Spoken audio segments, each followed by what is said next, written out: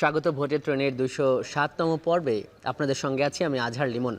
আজকের ভোটের ট্রেনেও ভোট রাজনীতি আলোচিত সংস্কার নিয়ে কথা বলবো, যুক্ত হওয়া অতিথিকে প্রশ্ন করব। তার আগে চলুন দেখে নেই এসব নিয়ে চলতি আওয়াজগুলো। আজও রাষ্ট্র সংস্কারে ঐকমত্য পৌঁছাতে দলগুলোকে নিয়ে বৈঠক করেছে জাতীয় ঐকমত্য কমিশন। আজকের ৩টি বিষয়ের মধ্যে নির্বাচনী এলাকার সীমানা নির্ধারণ নিয়ে ঐকমত্য এসেছে দলগুলো, তবে তত্ত্বাবধায়ক সরকারের পক্ষে অধিকাংশ রাজনৈতিক দল মত দিলেও এর গঠন প্রক্রিয়া নিয়ে এখনও দূরত্ব আছে দলগুলোর মধ্যে। আমরা অন্যান্য বিষয়গুলো একটু দেখে নিতে চাই।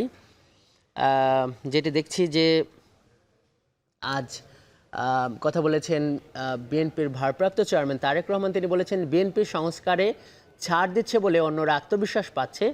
বড় দল হিসেবে বিএনপির দায়িত্ব বেশি, গণতন্ত্রের ভিত শক্ত করার জন্য ছাড় দিচ্ছে বিএনপি। এই দলেরই আরেকজন নেতা বিএনপির স্থায়ী কমিটির সদস্য আমির খসরু মাহমুদ চৌধুরী, ওনার আরেকটি কোট আমরা এখানে পড়ছি। সংখ্যানুপাতিক নির্বাচন ব্যবস্থায় যেতে হলে সংসদের সিদ্ধান্ত প্রয়োজন, যে কোনো মৌলিক পরিবর্তন আনতে হলে জনগণের ভোটে সংসদ প্রয়োজন। জামাতের নায়েবে আমির ডক্টর সৈয়দ আবদুল্লাহ মোহাম্মদ তাহের, উনি ঐকমত্য কমিশনের সভা শেষে বলেছেন তত্ত্বাবধায়ক সরকারের অধীনে স্থানীয় জাতীয় নির্বাচন দেওয়ার প্রস্তাব দিয়েছে জামাত। আর রাষ্ট্রপতিকে তত্ত্বাবধায়ক সরকারের প্রধান বানালে অতীতের মতো জটিলতা হতে পারে। ব্যারিস্টার ফুয়াদ এবি পার্টির সাধারণ সম্পাদক, উনি বলেছেন ছোটোখাটো বিষয়ে একমত হয়েছে, তবে খুশি হওয়ার কোনো কারণ নেই। সাংবিধানিক প্রতিষ্ঠানের নিয়োগ কমিটি সহ মৌলিক বিষয়ে একমত হতে হবে। এসব বিষয় নিয়ে আমরা কথা বলবো আমাদের যুক্ত হওয়া অতিথির সঙ্গে। আজকের ভোটের ট্রেনে যুক্ত হয়েছেন বাংলাদেশ জাতীয়তাবাদী দল বিএনপির vice chairman advocate Zainul Abedin. জনাব জয়নুল আবেদিন, আপনাকে স্বাগত আজকের ভোটের ট্রেনে। শুরুতেই আপনার কাছ থেকে একটু মন্তব্য নেই। বিএনপির যিনি স্থায়ী কমিটির সদস্য আমির খসরু মাহমুদ চৌধুরী বললেন যে সংখ্যানুপাতিক নির্বাচন ব্যবস্থায় যেতে হলে সংসদের সিদ্ধান্ত প্রয়োজন। উনিও বলেছেন যে মৌলিক পরিবর্তন আনতে হলে জনগণের ভোটের সংসদ প্রয়োজন। মানে তার কথাই তো এটা স্পষ্ট যে তিনি মৌলিক পরিবর্তনের বিষয়ে জনগণকে এগিয়ে রাখছেন। একটা প্রশ্ন, অন্যান্য কয়েকটি রাজনৈতিক দলও বলছে যে জনগণের সরাসরি মতামত নেবার যে পদ্ধতি গণভোট, এই মৌলিক সংস্কারের যে বিষয়গুলো নিয়ে অনেক আলোচনা হচ্ছে কিন্তু একমত হওয়া যাচ্ছে না, সেগুলো থেকে মানে গণভোট হতে পারে, কি মনে করে বিএনপি? আপনাকে ধন্যবাদ। যে কথাটি আমাদের স্থায়ী কমিটির সদস্য জনাব আমির খসরু মাহমুদ চৌধুরী বলেছেন, তিনি যথার্থই বলেছেন। দেখুন, এই সরকার কিন্তু সংবিধান মোতাবেক পথ নিয়েছেন, কাজে এই সংবিধানটাকে আগে চিন্তা করতে হবে। এই সংবিধান হচ্ছে একটা ম্যাগনা কাটার মতো। সাংবিধানিকভাবে যদি এই ধরনের কোনো সিদ্ধান্ত নিতে হয়, অর্থাৎ পিআরসি যেটা আপনারা বলেছেন, পিআরসি এমন একটা জিনিস, এটা কখনো আমাদের এখানে ছিল না এবং সংবিধানে নাই। তো যে জিনিসটি সংবিধানে নাই সেই জিনিসটি যদি আপনারা এখনই যদি করতে চান তাহলে সেটা সম্ভব নয়। তার কারণ জনগণের ভোটের মাধ্যমে পার্লামেন্টই একমাত্র পারে এইটা সংবিধান সংশোধন করে পিআরসি পদ্ধতি নিয়ে আসতে, এছাড়া কোনো অবস্থাতে সম্ভব নয়। মৌলিক বিষয়গুলির কথা চিন্তা করতে হবে, কোন কোন বিষয় সংবিধানে মাধ্যমে আপনার সমাধান হবে, কোন কোন বিষয়ে বাইরে সমাধান হবে। যেগুলো সংবিধানের মাধ্যমে সমাধান করা সম্ভব সেগুলো সংবিধানের মাধ্যমে হতে হবে। সংবিধানের মাধ্যমে মানে হচ্ছে যে গণতন্ত্রের মাধ্যমে হতে হবে। একটি গণতান্ত্রিক প্রক্রিয়ায় যখনই একটি পার্লামেন্ট হবে তখনই সেই পার্লামেন্ট যে কোনো সিদ্ধান্ত নিতে পারবেন জনগণের কথা চিন্তা করে, জনগণের মঙ্গলের কথা চিন্তা করে এবং দেশের কথা চিন্তা করে। কিন্তু জনাব জয়নুল আবেদিন, মানে গণভোটের ব্যাপারে কি বলবেন? মানে এটাও তো জনগণের মতামত নেওয়ার একটা প্রক্রিয়া এবং কয়েকটি রাজনৈতিক দল মানে এই দাবিও তুলছে। মানে এই ব্যাপারে আপনি যদি সংবিধান বিশেষজ্ঞ, মানে এর ব্যাখ্যাটা কি হতে পারে বা আপনার দলের অবস্থান কি হতে পারে? না, শোনেন, গণভোট এখানে গণভোটের কোনো প্রয়োজনীয়তা আছে বলে আমি মনে করি না। কেন নাই, তার কারণ হলো আমাদের সমস্ত রাজনৈতিক দলগুলো, অধিকাংশ রাজনৈতিক দলগুলো কিন্তু একটা ঐক্যমতে পৌঁছে গিয়েছে। সমস্ত অধিকাংশ রাজনৈতিক দল ঐক্যমতে পৌঁছার অর্থই হচ্ছে দেশের জনগণ ঐক্যমতে পৌঁছেছে, দেশে একটা সাধারণ নির্বাচন দরকার, ন্যাশনাল অ্যাসেম্বলি দরকার।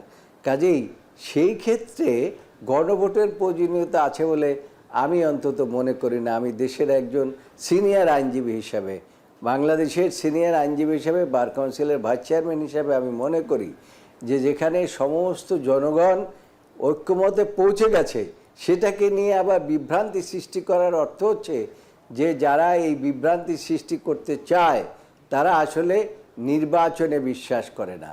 নির্বাচনকে আগে বড় করে দেখতে হবে, কারণ জনগণ দীর্ঘ 17 বছর তাদের নিজেদের ভোট দিতে পারে নাই।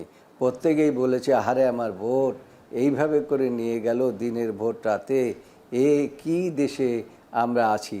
কাজেই এখন মানুষের একটা সময় এসছে যে তারা চায় যে একটা ভোট তারা নিজের অধিকার সে প্রয়োগ করবেন।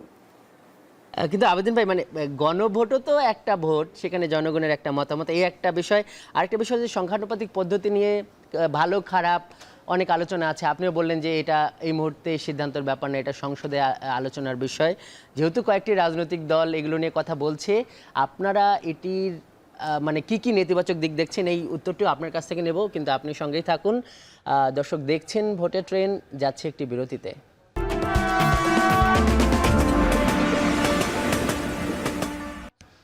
বিরতির পর স্বাগত। দর্শক দেখছেন ভোটের ট্রেন। আজকে আমাদের সঙ্গে যুক্ত আছেন বাংলাদেশ জাতীয়তাবাদী দল বিএনপির vice chairman advocate Zainul Abedin. Abedin ভাই, আমরা যে প্রশ্নটা রেখে গিয়েছিলাম যে সংখ্যানুপাতিক পদ্ধতির আসলে অনেক আলাপ আলোচনা চলতেছে, যেইটা ওই কয়েকটা ইসলামী দল একটা ওই যে দেখলেন যে একটা বড় সমাবেশও করেছে, তারাই যুক্তি দিচ্ছে যে বিএনপি তো জাতীয় সরকার চায়, মানে সবাইকে নিয়ে সরকার। তাহলে সংখ্যানুপাতিক পদ্ধতি তো এমন একটা ব্যাপার যেখানে সবারই মোটামুটি একটু সংসদে যাওয়ার সুযোগ আছে, যাদের একদম কম ভোট আসন পাবে না, কিন্তু শতাংশের হারে 1% ভোট পেলে হয়তো সেও যেতে পারবে। এই যুক্তির ব্যাপারে কি বলবেন? আপনাকে কি বলবো, বিষয়টি হচ্ছে যারা এই প্রস্তাবটি এনেছেন তারা কি কখনো চিন্তা করে দেখেছেন যে পিআরসিটা আমাদের এই সাবকন্টিনেন্টে কোন দেশে আছে বলেন? তার কারণ হচ্ছে এইখানে রাজনৈতিক দলগুলো, সকল রাজনৈতিক দলগুলো একটা ঐক্যমত্যের ভিত্তিতে পৌঁছেছে। আর জুলাইয়ের যে গণঅভ্যুত্থানটা যেটা হয়েছে সেটা তো মানুষের ভোটের অধিকারের জন্য। সেই ভোটের অধিকার যদি মানুষ যদি প্রয়োগ করতে পারে, সেই ক্ষেত্রে আপনার এই সংবিধান কিভাবে সংশোধন হবে না হবে সেগুলো তো সেখানে নির্ধারিত হবে। এখানে আপনার দুটা প্রশ্ন আপনি করেছেন, দুটা প্রশ্নের মধ্যে একটি হলো পিআরসি আর একটা হলো গণভোট। দেখুন, গণভোট কখন হয়? যখন কোনো পদ আর থাকে না। এখন তো আপনার সামনে একটি পদ ওপেন রয়েছে, এমনকি আমাদের নেতা জনাব তারেক রহমান সাহেব তিনি অনেক বিষয়ের উপরে ছাড় দিয়ে বলছে আমি সব কিছু বিষয়ে ছাড় দিতে রাজি আছি, কিন্তু এই দেশের মানুষ যেহেতু 17 বছর তাদের ভোট প্রয়োগ করতে পারে নাই, তাদেরকে একটা ভোট প্রয়োগ করার একটা অধিকার তাদেরকে দেন। এবং সেই ক্ষেত্রে আপনি জানেন যে ইতিমধ্যে আপনার লন্ডনে বসে সরকার প্রধানের সাথে তার দীর্ঘক্ষণ আলোচনা হয়েছে। আলোচনায় একটা সিদ্ধান্তের মধ্যে পৌঁছেছে। যখন একটা সিদ্ধান্তে পৌঁছেছে তখন যদি এই সমস্ত দল যদি বলে যে পিআরসি হতে হবে আগে, তারপরে গণভোট হতে হবে আগে, তাহলে পরে তো আপনার সেই দেশে আসলে তারা আদৌ কি গণতন্ত্রে বিশ্বাস করে কি না সেই সম্বন্ধে জনমনে প্রশ্ন স্বাভাবিকভাবেই দেখা দিতে পারে। আবেদন ভাই, মানে সংখ্যানুপাতিক পদ্ধতিটা কি একবারেই মানে অগণতান্ত্রিক, মানে এটা কি বলা যায়?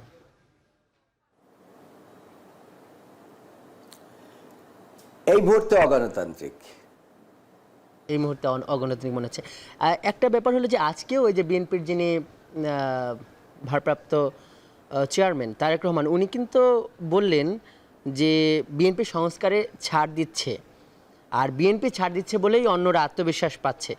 এবং ওনার কথা এটাও ছিল যে গণতন্ত্রের ভিত শক্ত করার জন্য বিএনপি ছাড় দিচ্ছে, এটা উনি বললেন। এবং আমরা দেখলাম যে মানে যেমন প্রধানমন্ত্রী হ্যাঁ, যে ঠিকই বলেছেন। 10 বছর মেয়াদ ছিল সেখান থেকেও বিএনপি সরে আসলো, তারা বললো যে এটাতে আমরা একমত হতে পারি। মানে এখন এই যে ধরেন যে এই যে সংখ্যানুপাতিকের নিম্নকক্ষে এটি নিয়ে আসলে ইতিবাচক নেতিবাচক রাজনৈতিক দলগুলো আলাপ আলোচনা করছে, কিন্তু সংবিধান সংস্কার কমিশন তারাও কিন্তু একটা মানে দিয়ে রেখেছে যে শুধু রাজনৈতিক দল না, এই যে যারা মহাসমাবেশ করেছে যে উচ্চকক্ষের সংখ্যানুপাতিক, মানে উচ্চকক্ষের সংখ্যানুপাতিকটা কি বিএনপি শেষমেশ মেনে নিতে পারে? মানে এই যে যে ছাড় দেওয়ার যে আলোচনা বা এটা এখনো এক ধরনের পেন্ডিং আছে, মানে আলোচনা চলছে ঐকমত্য কমিশনে, আপনার মত কি? হ্যাঁ, এইটা আমার মত হচ্ছে যে জনাব তারেক রহমান অত্যন্ত বিচক্ষণ নেতৃত্ব দিয়ে এই একটি দলকে দীর্ঘ 17 বছর পর্যন্ত ঐক্যবদ্ধ রেখেছে এবং হাজার হাজার লক্ষ লক্ষ মামলা মকদ্দমা খেয়েও নেতা কর্মীরা আমাদের নেতা জনাব তারেক রহমানের উপরে বিশ্বাস স্থাপন করেছে। সুতরাং তিনি যে সিদ্ধান্ত নেন এই সিদ্ধান্তগুলো কিন্তু অনেক রাজনৈতিক চিন্তাভাবনা করেই নিয়ে থাকেন। তিনি কিন্তু তার বিচক্ষণতা এত বড় দেখেন, তিনি এই সরকারের পতনের 2 বছর আগেই কিন্তু 31 দফা তিনি দিয়ে রেখেছিলেন। তিনি তার 31 দফার মধ্যে যে সমস্ত জিনিসগুলো দিয়ে রেখেছিলেন সেগুলোই কিন্তু এখন ঘুরে ফিরে আলোচনা হচ্ছে। তবে যারা এখন ওই পিআরসি বলেন বলেন তাদের তো বিগত আন্দোলনে এতটা কন্ট্রিবিউশন আছে বলে মনে করি না। তার কারণ আমরা তো কোনো নির্বাচনে অংশগ্রহণ করি নাই, কিন্তু এর মধ্যে অনেকে আছে তারা আবার নির্বাচনে শেখ হাসিনার অধীনে নির্বাচনে অংশগ্রহণও করেছে। এখন তারা যদি এই সমস্ত কথাবার্তা বলে সেটাকে মেনে নিতে হবে। তারপর আপনি আর এক ব্যক্তির কথা বলেছেন কি একজন নেতা ফুহাদ নাকি, এই ফুহাদ তো বাংলাদেশেই ছিলেন না, তিনি আন্দোলনের কিছুই দেখেন নাই। কিভাবে মূলত আজকে ঐকমত্য কমিশনে যারা মতামত দিয়েছে তাদের এই চুম্বক অংশ, আপনাদের দুজন নেতাকে দেখিয়েছি, বাদ বাকি দলগুলো থেকে দুজন নেতাকে দেখিয়েছি, এটা আমাদের ভোটের ট্রেনের একটা স্টাইল। এখন যেটা আপনার কাছে যে প্রশ্নটা করছিলাম যে মানে সংবিধান সংস্কার কমিশন বা ঐকমত্য কমিশন যেটা বলছে যে উচ্চকক্ষে সংখ্যানুপাতিক, মানে তারা একটা চেক অ্যান্ড ব্যালেন্সের কথা বলছে, এই ব্যাপারে সুনির্দিষ্টভাবে আপনার একটু বক্তব্য জানতে চাই। আপনি সঙ্গেই থাকুন, আমাদের আরেকটি বিরতির সময় এসে গেছে। দর্শক দেখছেন ভোটের ট্রেন, যাচ্ছে আরেকটি বিরতিতে।